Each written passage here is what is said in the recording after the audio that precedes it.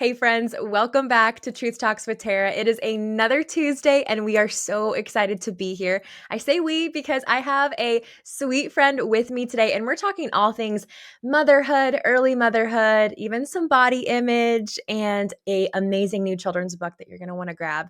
After this conversation, we are welcoming my friend Laura, and she is just the sweetest. And I have learned so much from her online, and I'm really honored that she will be here with us to give you that same encouragement and wisdom. So, Laura, thank you so much for being here. Would you introduce yourself and tell our listeners a little bit about who you are and what you do as we start? Absolutely. Well, thank you so much for that awesome introduction. And I'm thrilled to be here too. As you said, my name is Laura Wiffler, and I am the executive director at Motherhood, which is a nonprofit ministry for moms. Our whole desire and hope is to help moms connect their faith to their motherhood. So it's the whole, what does the Sunday morning sermon have to do with that Monday morning snotty nose? How do we connect those things? I So love it. that is our goal. Podcast, blog, social media, all the things over there. And it is just my total dream job to get to help lead that organization and to get to be on the podcast every week and everything like that. On top of that, outside of my work at Risen Motherhood, I also have the privilege of getting to be an author, which is another dream job, and really, really fun to be able to write for kids, also write for moms and adults. So there's kind of that side of my days. And then, of course, the most important thing that I do is with my family. And I have 3 children with my husband here. We live in central Iowa, quite literally amongst the corn and bean fields here. And it is just a lovely life, a sweet life. We live on a little over an acre. So it's not a lot of land, but a little more than you would have in the city. And so we just really enjoy being out here, tending the land, and getting to spend time with our neighbors here in Iowa and just make our life here. So I love, love, love that. It's so cool because I started following Risen Motherhood, well, even before I was a mom, because I knew someday I wanted to be a mom. And I even found that encouragement. But I keep telling people that I know, like, you can only find so much encouragement in motherhood content, before children. And now that I'm a mom, like, things just come alive in the most real ways. And it's obvious in that. I got to tell you a really cool story before we start, though, Laura. So yeah. this morning, I got my son Hunter up. He just turned 14 months yesterday. And we have Like Me, your book, which we're going to talk about later. But we have our copy of Like Me that you sent a few months ago or before it was launched. And he is into this huge book kick. So the first thing he did, so his bed is kind of butted up against the wall. And then right across from it is his bookshelf. So I get him up, I turn the light on, turn the sound machine off. And like the first thing he does is point to the bookshelf. So I get him up, we go to the bookshelf, and he pulls Like Me off of the bookshelf. He looks at me, I he's like, love that. can we read it? And it was just the sweetest thing. I'm like, I get to talk to Laura today. So Oh, that like warms my heart. I mean, literally, I've read to a lot of people. I have different audiences that I speak and communicate with. And I always tell people, I'm sorry, I love you adults, but children will always be the best. They are yes, just yes. so incredible. Watching their little minds put things together, their Yeah, questions that are so yeah. authentic and real. There is something so incredible about getting to write, and especially Mhm. whenever I have the opportunity to read to them and hear their Yeah. questions. But it warms my heart just to hear about your son reading Like Me. I mean, that is the I don't know, the epitome of like why there's meaning in the work that I do. And I just Yeah. love getting to hear that. So thanks for sharing. Of course. And like, it's funny because he is on the like, younger end. And sometimes I read to him, I'm like, is this really making a difference? But I know that not only is it making a difference for me, but it is planting those seeds and it's creating that habit. And as he gets older, he'll start to understand. And I know we're getting ahead of ourselves, friends, but I just thought that was the coolest little story this Totally. morning. Yes. Yes. I um, love that. but we're gonna, like we said, we're gonna jump into all the things. But Laura, I do ask all of my friends on the podcast before we start to share a favorite thing. Could be the most random thing, current thing. I just want to hear it. We've had such fun ones, and I'm really interested what yours is. Oh my goodness. I feel like I could rattle favorite things off for days and days and I love days. it. Yes. So I'm like, oh gosh, what do I choose? Yeah. But I think perhaps this is, since we're going to talk about motherhood today, I'm going to share this Mhm. one. It has been such a game changer in my life. So there are these little caps that you can put on toothpaste bottles or toothpaste tubes Okay. that stop them from putting the toothpaste like all over, Oh making that yeah. gnarly mess. Yeah, My yeah. kids, they're 10, 8, and 5, and they do their own toothpaste. They brush their own Mhm. teeth in general. And it is any mom who has kids that are using the toothpaste by themselves knows the pain of the toothpaste just squirting all over the place. It gets hard. Sure. Literally I've thrown away good tubes of toothpaste Yeah. because I'm like, well, you can't even get anything out. It's concrete at the top. So I will send you the link, Tara, so you can link it for these I people because I don't know what it's will. called. Yes. I don't know what it's called, but I can get you the link. And it is a miracle worker. I mean, way less mess. My toothpaste Mm. tubes stay clean. I, it's as unbelievable to all the moms. This will just save your sanity a little tiny bit. That's amazing, and I'm gonna keep that in mind for later on in life, Yes, and yes, also, like, no shame if you're listening to this or watching this and you're thinking, "I could use that." yes. I Like, told me, not you. my children, but me. Yes, yes. Keep it nice and clean. It's literally so fun. It's like one of my favorite things. It feels like a favorites email or, the first thing I think of is Oprah's favorite like things like that. It's just so fun. Yes. So fun. Well, it's Okay. always like those things that are kind of like a teeny bit life-changing, Yeah. and it's Yeah. silly and small sometimes, but you're like, "No, actually, I need that." So I We love it. all we all want each other's life hacks, It's and so we don't think true. about some of these things. So So incredible. true. I will link it. So All send me right. the link and we will do that. Oh my gosh. Okay. So excited. I have so many questions. We really, like we said, wanted to hone in on motherhood, especially like newborn stages. Mhm. Like the first kid, when you're first emerging into motherhood. Like you said, you have three, I have one. And so we both have been there as a first time mom. And I know, it's interesting as I started sharing a little bit more about being a new mom, more people inevitably start coming out of the woodwork and start following that are in that stage or that someday want to be in that stage. And I was thinking, I'm like, I know I'm not, a strictly motherhood centric podcast or page, but I know that even for me, I would have loved this resource, this conversation to kind of prepare me, to give me hope and maybe pull back the curtain in an encouraging way over things that no one just really talks about. So, looking back, Laura, I know this is a loaded question, but even just a few things, what would you tell yourself before having your first baby? I have a follow up question, but are there a few things you would even just tell yourself now, knowing what you know, not having newborns anymore? What would you say? Mhm.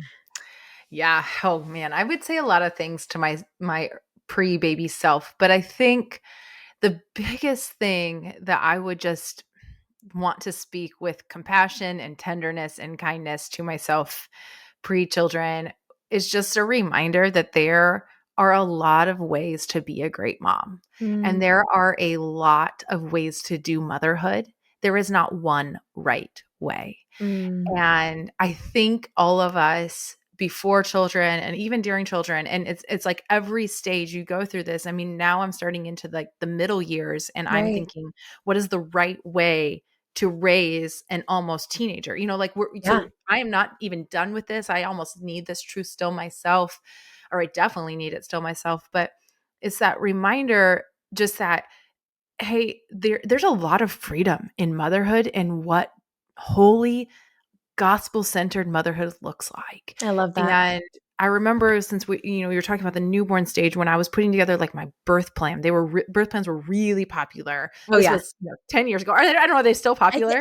I still think they are. I think people are more like I don't honestly, I feel like people are pretty extreme still. Like, this is Okay. how it's gonna happen. I mean, especially, like, if you're gonna do it natural, if you're not, like, there's a lot of opinions, and Yes. it's kind of intimidating.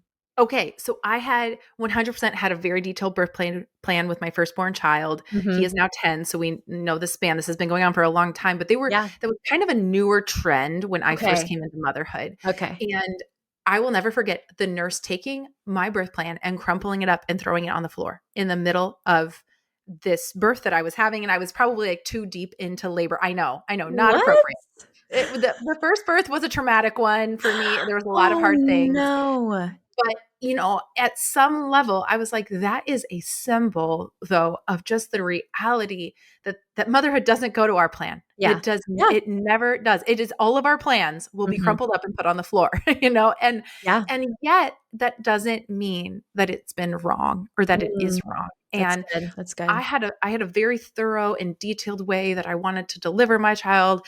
I had a detailed way that I wanted to raise my son, the way I wanted to Mm, diaper him, to feed him. These are the things that I believe are best because we love our babies. So we're going to do right. that, right? We're going to Right. Right. spend a lot of time researching. We're going to go to all the forums. We're going to read all the books. We're going to talk to all the friends, and we're going to cobble together what we kind of think, okay, this feels like the best way to be a mother. Mhm. And I think that there is such natural and somewhat a lot of goodness in that. It's very natural for us to do that. And it's good because we want to be good moms to our children. Right. But if I were looking back to myself, I would just remind myself that, hey, hold that with a very loose and open hand. And remember that what really matters in motherhood Mm. isn't how you feed your child, whether you formula fed or breastfed. Yeah. It is, were you faithful in those things? Mm. Were you patient with your child? Or maybe when speaking to your Mm. husband about these things, Right. were you kind and non-judgmental with a mom who chose a different path than you? That's good. There are just so many things that the Lord is not looking necessarily super deep at your method. I mean, of course, there are some wrong methods, but in Sure. general, there are many great methods, and the Lord Mm. is looking at our hearts, and Yeah. He's asking, "Are you displaying the fruit of the Spirit Mm. as you go through motherhood? Are you saying, Lord, I trust you when you don't have an opportunity to breastfeed because your child has a tongue tie or whatever it Sure. could be?" Yeah. And so holding that with open hands and remembering that being a good mom is not defined by you living out your good plan perfectly, Mm. but remembering that in Christ he has given you his good status, his perfect status. And so Yeah. you have been redeemed, you have been made good, you are known to him, you are loved by him regardless of what happens, Mm. and that your job then is to be faithful with what is in front of you. It isn't to be perfect. Christ Yeah. already did that. Don't Yeah. try to do that anymore. Stop that. Right. Right. Instead, walk faithfully forward, being willing to pivot, being willing to change, and saying, Lord, lead me in this. Give me peace where I can have peace, and give me wisdom to Mm. be discerning and to pivot and change if I need to. Yeah. But It's I think good. that as moms, we're so caught up in what we do more than who we are in the process. And we need to sometimes take a step back and remember what God has really called us to. That's so good. And I'm even like my next question, which I'm so glad you answered it because it was just a natural overflow, was what would you release and trust God with more? And you touched on that. And it's funny, I'm only 14 months out and it's not that long, but also feels really long. And that's one of the biggest things I've learned is that I was so darn uptight. I Yeah, we're was all uptight. It's I so was true. so I mean, maybe even especially for your first kid, would you say that too? Like, Yes. because I mean, you don't know, it's a whole different like, that's probably Yes. I don't know what you think. Like, what was the big okay, this is another side question. Yeah. What do you think was the biggest transition from, 0 to 1, 1 to 2, 2 to 3? But I just feel like for me as a new mom, like, that transition was so I was so, like, living like this and so controlling and so uptight because I had never had a child before, you Yeah. know? I think every mom, it's funny because we'll kind of say, hey, what would you tell yourself? Like these are such good questions and these are truths that I'm like, hey, root those in your heart. But I often will talk with my mom pals, we're out of the baby stage, we're into these middle years, maybe the Yeah. high school years, some of them. And all of us will look back at the new young moms coming up with so much compassion because Yeah. there is an element that people can Mm. tell you a lot of things, but until you have walked through it, it is Yes. not under Yes. your skin. Yes. You have it is trial by fire, this Yep. motherhood thing. Yep. And it's like people can tell you stuff and they can say, I told you so. They can say, I warned you. And, but in Yeah. general, Yeah. it's like that stuff doesn't come out of the head and into the heart until Yeah. you have said, okay, what do I do in the middle of the night with a screaming child? And I am absolutely exhausted at the end of my rope and I do not know what to do. Well, that Yeah. right there is where you're going to get sanctified. That's That is where good. the change is That's going to good. happen. It Yeah. doesn't happen when someone's even right now, my words, I love getting to talk about this, but I'm like, Mhm. man, I know that at some level, I hope these truths encourage women. I hope that they help bring change, but I know that it will not Yeah. move Mm. until they're in the thick of it. Yeah. That's when the change happens. That's when we hope that it just comes to or recomes, just, you recount it to your memory Yes, and that exactly. And that The Lord the brings this Holy stuff. Spirit brings it back to your mind, and, it's funny, I was talking my best friend is pregnant, she's, like, 28 or 29 weeks, she's so close. Yay.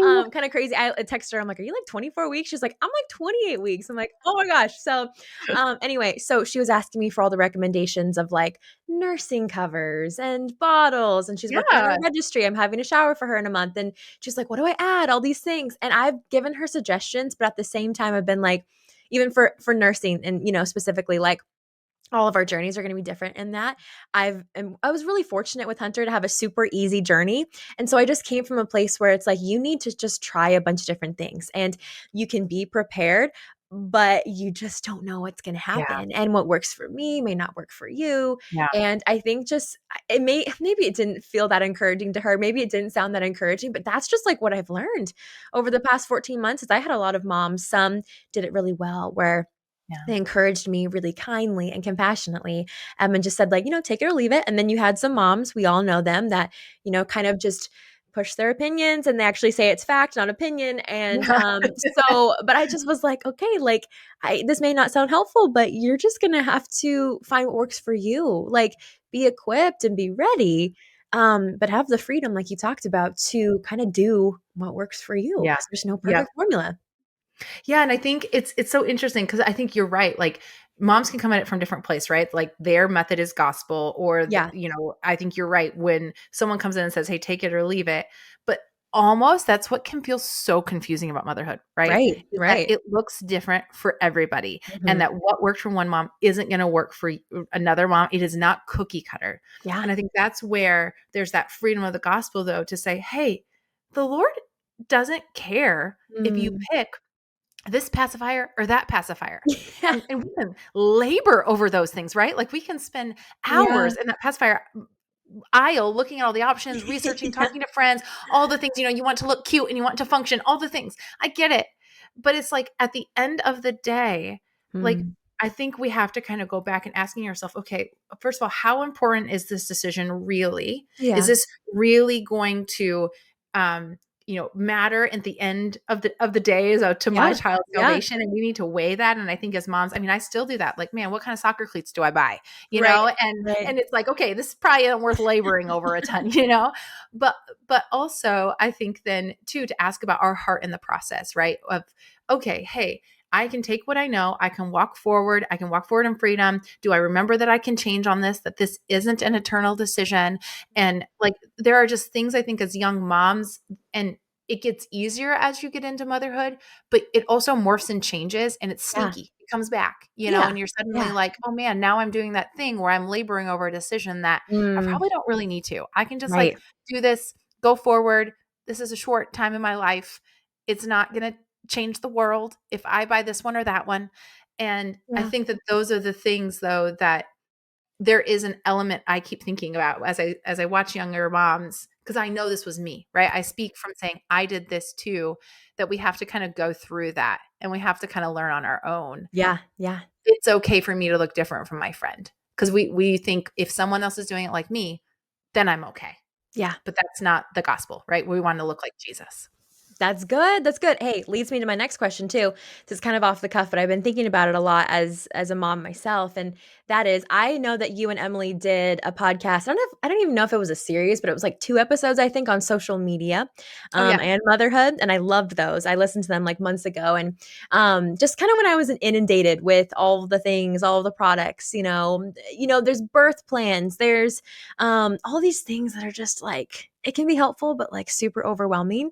Mostly overwhelming, I'm gonna be honest. So, how do you, as a mom, again, like I know you said, 10, 8, and 5, so your kids are maybe in a different stage than a newborn or my child, but how would you navigate social media? How would you encourage the new mom or the someday mom just to, file away again in the back of her heart in this season of how do you maybe even personally, practically approach social media, especially when the comparison game comes to play? because that's the biggest thing that gets me, where I see a mom like still doing this at this age, or her kid is already talking a lot, and just a lot of stuff. Are there any even practical things that you do to kind of just guard your heart and kind of just like stay in your lane? Yeah.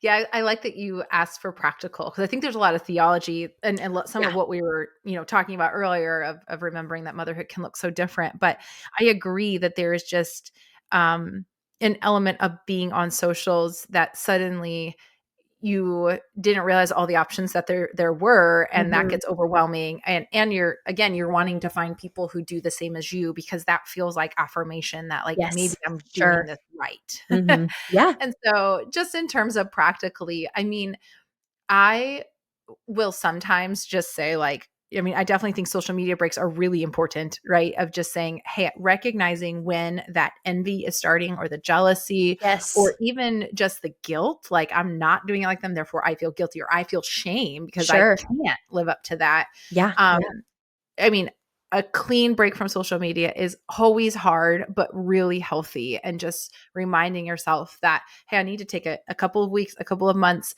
to be with real people in my real life. And just Yeah. remember that, not have all these voices calling to me about what I should look like and what I should be, even if they don't say that, right? Right, If right. we put that on ourselves and think, well, she's Mhm. like this and I want to be like her, Yeah. therefore I'm failing, because I can't measure up. Right. Right, but then Yeah. again, like you were saying, what you just kept saying, Laura, was just so good, because it reminded me that we're comparing ourselves to other people and other moms as the standard. Not saying that they're doing something wrong, but we're not looking to the gospel, we're not looking to Christ as our standard. And I also am a big proponent, and this may sound weird to some people, but I've said it before on the podcast, and that is like, you can unfollow, you can mute, you can do Yes. all of these really cool Yes. things on Instagram specifically nowadays, besides just completely logging off, which is great, deleting the app for a weekend, even for a day. I think even a day you'll realize, wow, I feel so much better after this. And this is, coming from me, coming from a book launch, and you know this too. You've launched Yes. many books where you're Oh, like, I friend, feel like I yes. constantly have to be on, I or this is know. gonna fall apart. So not only is it good for your soul, but it's a good reminder that, God's in control, and that he's the one who brings the outcome, and you can trust him with that. Mm. But yeah, I definitely think social media is tricky as new moms, and it's a new layer, and it's a new, probably even 10 years ago when you had your first, it's a whole new ball game It's different. that It's moms have to very different navigate now. landscape. It is, and I agree with you that I think Instagram has come out with so many more incredible tools that Mhm. people don't utilize or know yet, and Yeah. also the element of Reels, incredible, Yeah. but so much more addictive. And I Yeah. recently heard Yeah. someone compare them to, like, Reels is the junk food of social media. So you have Ooh. like, or of media, I'm sorry, of Yeah. all media. So you Yeah. have like long form media, let's say like Substack or New York Times or whatever people are reading, Right, long right. form written media. That's maybe like your lettuce and that's your salad. And you progress through, and the reels, they're so addictive. I mean, Mhm. all of us know the feeling of like, wow, I just wasted an hour on a Yes. reel. I don't even know how I got here, and I'm just flipping and watching and laughing and all Yeah, this stuff. yep, yep.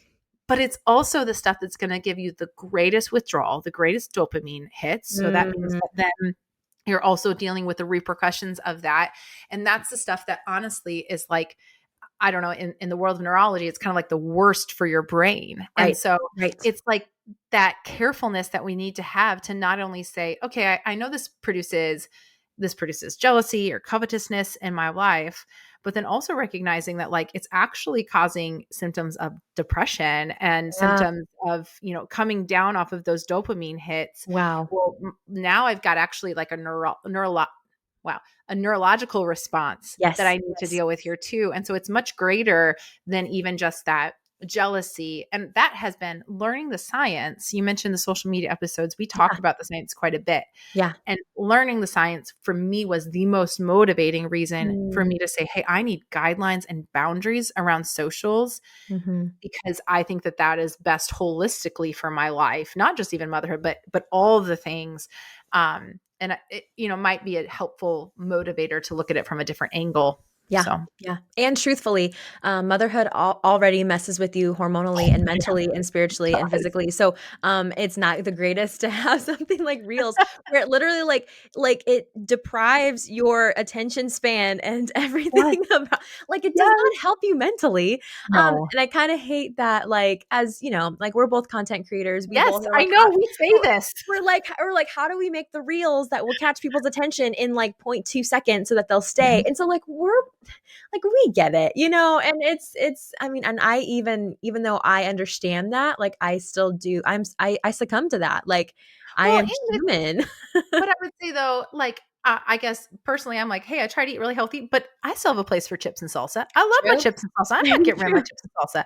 So it's I think it's one of those things that's like, I reels I don't believe are inherently wrong, and I Right. don't think it'd be wrong to make them or anything, or even Yeah. to spend some time. I mean, my family and I have laughed so hard over reels, right? I Yeah. have learned how to cook over reels. I've learned how to get stains out of laundry. I mean, there is Yep. real good things. So this isn't a rip on reels per se. It's Right. a recognition of, hey, these are the consequences when we engage with that for good or bad. Hmm. And we want to be prepared and wise and discerning as we engage and recognize, hey, if my feed is filled with moms who are, sharing their tips and telling how I should raise my child and giving me these things, and these things are making me feel bad, Yeah. well, hey, this isn't the season for you to be engaging in that.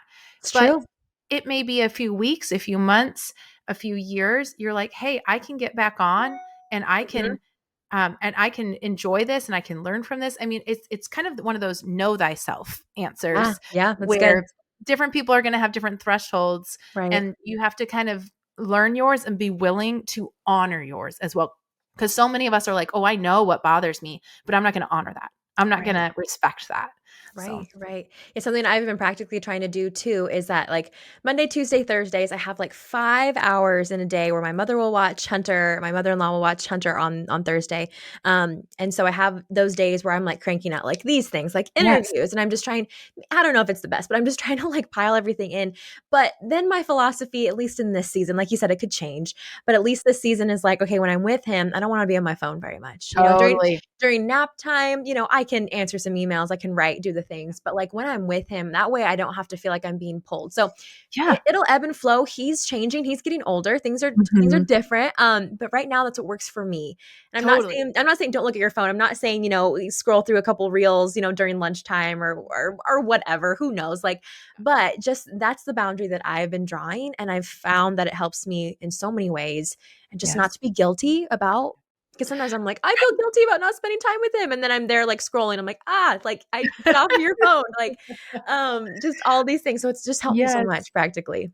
Yes. Well, it's that whole concept that boundaries bring freedom. Yeah. And, so often we hate boundaries and we think they're restrictive and confining, but the Lord talks about boundaries being pleasant. Yeah. And, when we say, okay, this is the room social media gets in my life and it gets no more, I will not let it progress an inch beyond this. That's Well, good. actually then we have freedom when we get on it, and we don't have to feel guilt when we get on it. We can say, no, I Yeah. set up my schedule so that I can have an hour a day or whatever it is. Yeah. And it's kind of, I saw this really funny meme this weekend on social media, and it said something like, I'm not going to recall it exactly, but it basically was like, every weekend, I have two ideas of where I want to be the most productive ever and get done all the things that I didn't get to during the week. But Uh-huh. then I also want to take time to rest and relax. And it's fine. I just decide that all weekend I'll rest and relax while feeling a low level of guilt about not being productive, And I was like, oh, That is mother. right? That is me. I was like, I feel this so deeply. And I love and that. yet, and that's where it's like, hey, not putting boundaries on our life, we end up just feeling guilt. But when we kind of say, Right. hey, let's put this, let me work in the morning on Saturday morning, and then I'm going to rest in the afternoon. You can do both fully and Yeah. joyfully Yeah. instead of feeling like, oh, I should do this. I should do that. I should do this. Mhm. That is not a way to live a life. That is Yeah. that is a quick recipe for feeling just a Right. low level of guilt your whole life. Right. Well, and the world keeps spinning, Yeah. even if you don't do things because the Lord is the one who keeps spinning it. That's Right. that's the key. Like, I'm learning so much about that in this season of motherhood and just busyness and everything. But Yes. I've loved this. I think it's so cool, Laura, that the Lord, the Holy Spirit takes this in so many similar ways that I plan, but also different in the best ways because I just know that the Holy Spirit had his way and the conversations that we focused on. I just know that someone needed to hear it. I needed to hear it. Like it ministers to me too. So Oh. as we close, I wanted you to maybe take like a minute or two just to share about Like Me. Earlier in the conversation, friends, we were talking about the book that Hunter pulled off the shelf, and Laura came out with just a little bit ago. So, to Mm. our people listening, grandmas that want to get a book for a friend, or just friends who want to give this book, moms, tell us about Like Me and also where people can grab it. Absolutely. Yeah. So, Like Me is my most recent children's book. And something I haven't shared yet in the interview is that my youngest daughter actually has disabilities, intellectual disabilities specifically, but they've affected her globally. And Hmm. so, Like Me is the tagline on this book is a story about disability and discovering God's image in every person. And it Hmm. was really written out of my own personal experience of having a child with disabilities and having other children. And it's a fiction story, so it's not nonfiction didactic. It's a story where Hmm. there's the older brother in it, and he is I'm sorry, he has a sibling with significant disabilities, and you just follow them throughout their day. So they go to Yeah. therapy, they go to a sandwich shop, they sled, all these fun things. And throughout the book, the mom and the older brother are kind of talking about disabilities and just sharing truth about God's view of disabilities, about the value of all people, what to do when sometimes we don't understand the way maybe somebody moves or behaves. And my hope is that it's a book that can be a book that you snuggle up on the couch, of course, with your children, and it's just a fun read, Yeah. but also that it can be a springboard to deeper conversations. So, Mhm. whether it's somebody who's an aunt or a mother or a babysitter or a grandma, Yeah. wherever someone is at in life, um, my prayer is that this book becomes a book that they can read with a younger child. And it's really designed for kind of ages 3 to 8. Yeah. And that there would be just important conversations. It exposes children to a lot of adaptive equipment. It exposes them to different behaviors or ways that different disabilities that children have. Hmm. And I really pray that it can help educate people on that and Yeah. also be just a fun story. It doesn't have to result in a conversation, but if someone were perhaps looking for a teaching tool, Yeah. my prayer is that this would serve them. That's so good. And your prayer has been answered in so many ways Oh, already. I know this book has been a blessing to many, and I'm super excited too. Like you said, it's 3 to 8, and Hunter's still a little small, but yeah. we're just gonna keep So, reading it so great. and as he gets older. But I'm so excited to have this tool because my parents did an incredible job, but I don't really even think, 20 plus years ago when we were little that this was something that we talked about a lot. So Exactly. I'm super excited about this, and Thank I will you. have it linked below. You can get it anywhere books are sold. Yes, Yes, Amazon, all the correct. places. Right. All the places. Okay, we'll have it linked below. But Laura, I love today's conversation.